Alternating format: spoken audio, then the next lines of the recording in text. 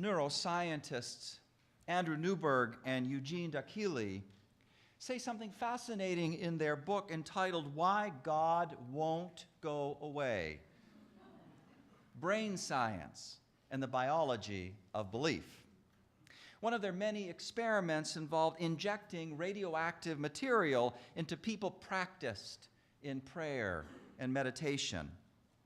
The radioactive stuff was injected only when the folks meditating or praying said that they were deep in an experience of oneness with everything and all. That is the exact moment the neuroscientists were interested in. What happens in the human brain when spiritual experience is taking place. Using a high-tech imaging tool to scan blood flow patterns, what doctors Akili and Newberg saw was, first of all, nothing abnormal. No nerve cells were observed to be misfiring. The brain was functioning just fine. However, they did see significantly decreased activity in the posterior superior parietal lobe, or the part of the brain responsible for orienting people in physical space, for helping people know the difference between up and down, here and there, myself and not myself.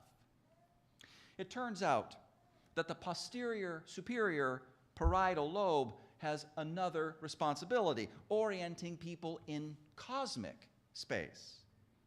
When it happens, we do not just say the words of our seventh principle, interconnected web of all existence. We experience those words directly, what those words mean.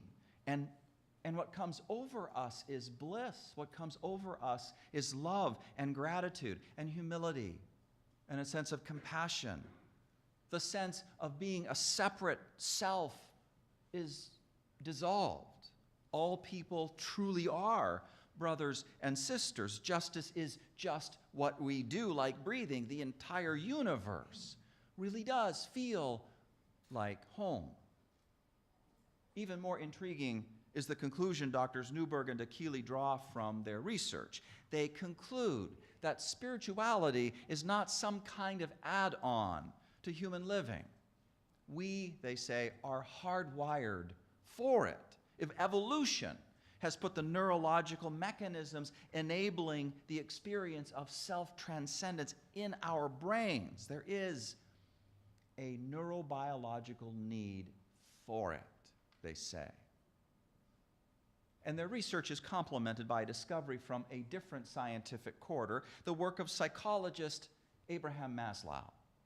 Maslow is famous for his hierarchy of needs theory, the idea that, number one, people are motivated to meet certain needs, and number two, some needs are more basic than others. At the base of the hierarchy, Maslow puts our need for water, air, food, and sleep. These are the physiological needs, and unless they are met, well, you just want to forget about going up to the next level, to the safety needs, because you're dead. That's right.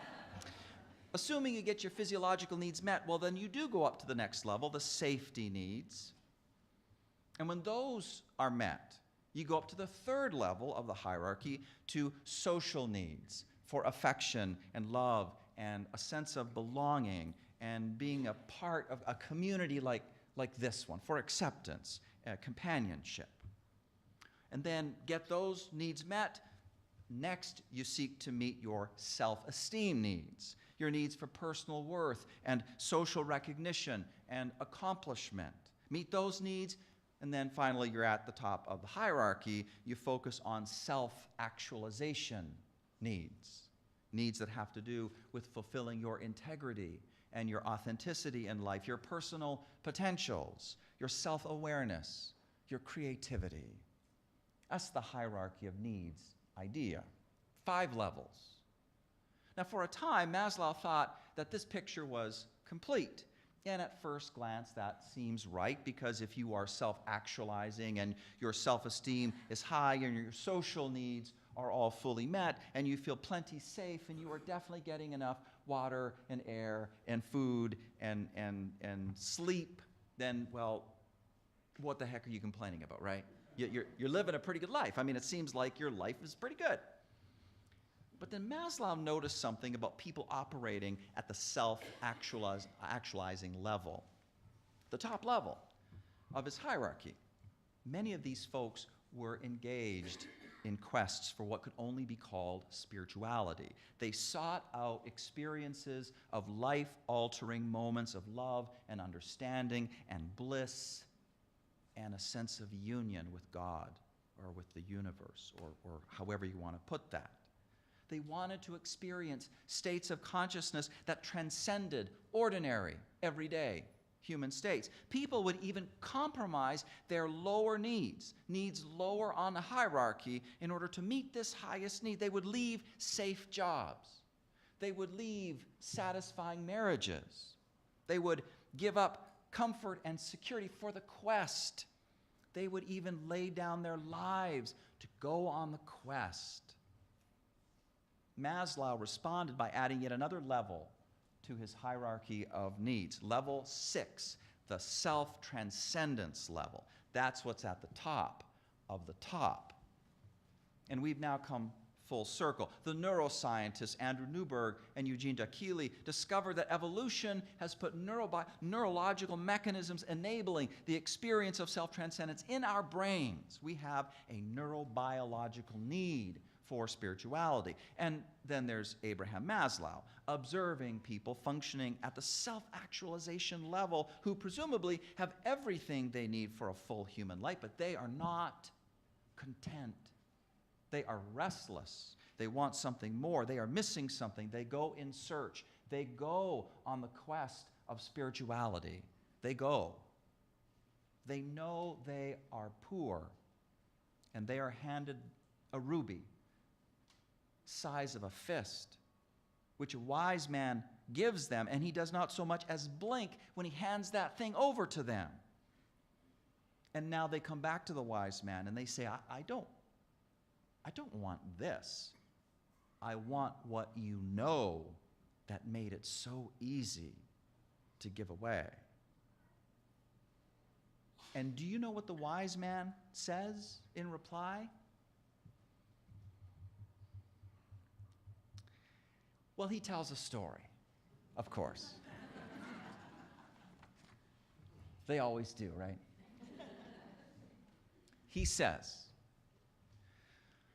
the story is told of a man of Baghdad who was in great distress and who, after calling on God for aid, dreamt that a great treasure lay hidden in a certain spot in Egypt.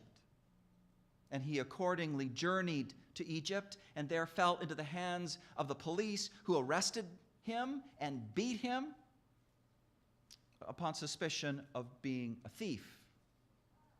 Now, calling to mind the proverb that falsehood is a mischief, but truth is a remedy, he determined to confess the true reason of his coming to Egypt, and accordingly told them all of the particulars of his dream.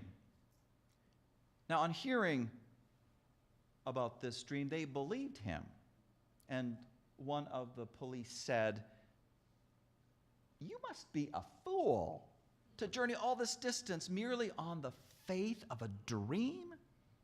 I myself have many times dreamt of a treasure lying hidden in a certain spot in Baghdad, but was never foolish enough to go there." Now, the spot in Baghdad, named by this person, was none other than the house of the poor man of Baghdad, and he straightway returned home, and there he found the treasure. And that's the story. But what does that mean?